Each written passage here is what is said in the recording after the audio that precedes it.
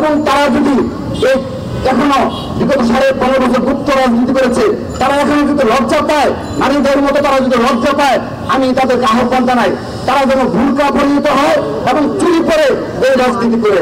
ছাত্র রাজনীতি করবে তারাই যারা সাহসী বিবেকবান, তারাই ছাত্র রাজনীতি করবে। কিন্তু এ ধরনের গুপ্তচর বৃত্তি এবং যারা তাদের আদর্শ নিয়ে কথা বলতে লজ্জা পায় এবং যাদের সংগঠন নিয়ে বললে, শিবির বলে তাকে বললে তিনি এটা গালি হিসেবে আখ্যায়িত করেন, ট্যাগিং হিসেবে আখ্যায়িত করেন, সেহেতু আপনারা দয়া করে চুরি করেন এবং ভুলকা পরে দয়া করে এই রাজনীতি করুন। আমাদের সামনে আসার কোনো দরকার নেই।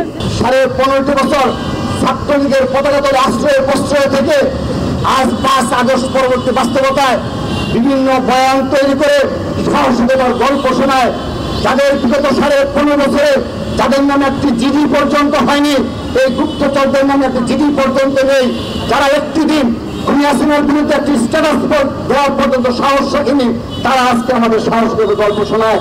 যারা মহান রব্বুল আলামিন আল্লাহকে নাকি তারা সারা নাকি কাউকে ভয় পায় না, কিন্তু বিগত 15.5 বছর আমরা দেখেছি খুনি হাসিনার ভয়ে তারা খুনি হাসিনার বিরুদ্ধে চালন্ত পরের কথা তারা সরাসরি ছাত্রলীগের পোস্ট নিয়ে তারা সাধারণ শিক্ষার্থীদের উপর হামলা নির্যাতনে জড়িত ছিল। তারা নাকি আল্লাহ ছাড়া কাউকে ভয় পায় না। অবশ্যই আমরা দেখেছি 15.5 বছর আল্লাহ থেকেও তারা খুনি হাসিনাকে এত বেশি ভয় পেয়েছে, সকল শিক্ষা প্রতিষ্ঠানে তারা ছাত্রলীগের পদ পদবি নিয়ে সাধারণ শিক্ষার্থী এবং ছাত্রদলের নেতাকর্মীদের সাথে উপর হামলার সাথে সরাসরি জড়িত। এটিও কিন্তু আমাদের বক্তব্য নয়। এই যে সাধারণ শিক্ষার্থীদের উপর বিগত 15.5 বছর ছাত্র শিবিরের নেতাকর্মীরা সরাসরি হামলার সাথে জড়িত, এটিও ছাত্র দলের বক্তব্য নয়, এটি হলো সকল ছাত্র সংগঠনের বক্তব্য। আপনারা সেই সোশ্যাল মিডিয়ায় দেখেছেন, আপনারা সংবাদ মাধ্যমে তা প্রকাশ করেছেন। ধন্যবাদ। যেহেতু আমি আজকের এই মানববন্ধন থেকে স্পষ্টভাবে একটি বিষয় প্রশ্ন রাখতে চাই, গতকাল শিবিরের শীর্ষ নেতৃত্ব নানাবিধ বয়ান তৈরি করেছে, যেহেতু ছাত্র সমাজ ইতিমধ্যে তাদেরকে তাদের বিষয়ে অবস্থান স্পষ্ট করেছে এবং শিবিরের রাজনীতির বিষয়ে স্পষ্ট অবস্থান গ্রহণ করেছে। তারা গতকাল আবুল তাবুল প্রলাপ অনেক বলেছেন, তার একটি প্রমাণ তাদের শীর্ষ নেতৃত্ব এবং ডাকসুর ভিপি প্রার্থী তিনি বলেছেন আলী হোসেন নাকি ছাত্র দলের কর্মী। আমি ভাবতেই পারছি না যে তিনি ঢাকা বিশ্ববিদ্যালয়ের একজন ভিপি প্রার্থী, তিনি এ ধরনের ঢাকা বিশ্ববিদ্যালয়ের 39,000 শিক্ষার্থী ভোটারদের সামনে এ ধরনের মিথ্যাচার করতে পারেন, যেখানে সাধারণ শিক্ষার্থীদের স্পষ্টভাবে হয়েছে অবস্থান গ্রহণ করেছে আলী হোসেন শিবিরের অ্যাক্টিভিস্ট। আমি আজকে এই অবস্থান থেকে ছাত্র শিবিরের প্রতি প্রশ্ন রাখছি, জোরমূলক হলে সাতজন জোরমূলক হলে আপনাদের কয়জন নেতাকর্মী?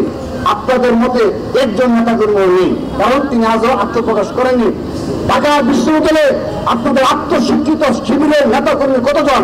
মাত্র 17 জন, মাত্র 21 জন। যদি তা না হয়ে থাকে তাহলে আলী হোসেন তো আপনার থেকে বড় একটি তিনি সরাসরি সোশ্যাল মিডিয়ায় তিনি সরাসরি বলেছেন তিনি শিবির এবং জামাতের সমর্থক। তাহলে যারা স্বীকার করেনি, যারা সোশ্যাল মিডিয়ায় নিজেদের অবস্থান স্বীকার করেনি গুপ্ত শিবির, তারা আরো কত ভয়ঙ্কর আপনারা একটু ভেবে দেখুন, তাদের অবস্থান কত ভয়ঙ্কর। অর্থাৎ ছাত্র শিবির তাদের এই গুপ্ত চুরির মাধ্যমে, গুপ্ত ভিত্তির মাধ্যমে তারা যদি কোনো কিছু বাস্তবায়ন করতে চায়। এই উপস্থিতি আমি আমার বক্তব্যের শেষ পর্যায়ে চলে এসেছি। আমাদের ইসলামী ছাত্র শিবির তারা বিভিন্ন কর্মসূচিতে বয়ান দেন, তারা নাকি তাদের কাছ থেকে নাকি তরুণ প্রজন্মকে ইসলাম শিখতে হবে, তারা নাকি ইসলামের ধারক ও বাহক।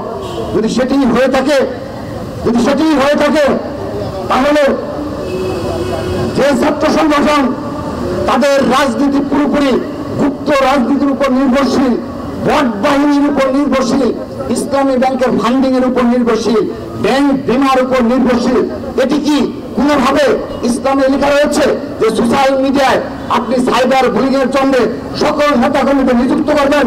এটি কোরআনের কোন আয়াতে রয়েছে? দয়া করে আমাদের স্পষ্ট করবেন।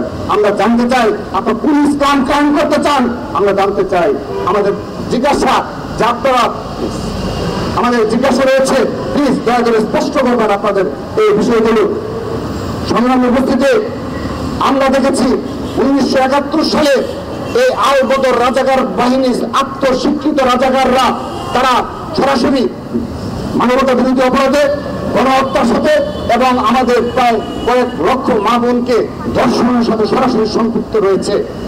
তাদেরকে যারা তাদের শীর্ষ নেতৃত্ব আদর্শিক নেতৃত্ব মনে করে এটি কোরআনের কোন আয়াতে রয়েছে যে এই ধরনের গণহত্যার সাথে সম্পৃক্তরা, ধর্ষণের সাথে, হত্যার সাথে, গণহত্যার সাথে সম্পৃক্তরা ইসলাম কায়েম করবে এই বাংলাদেশে, এবং সেটিও আমাদের তাদের কাছ থেকে শিখতে হবে।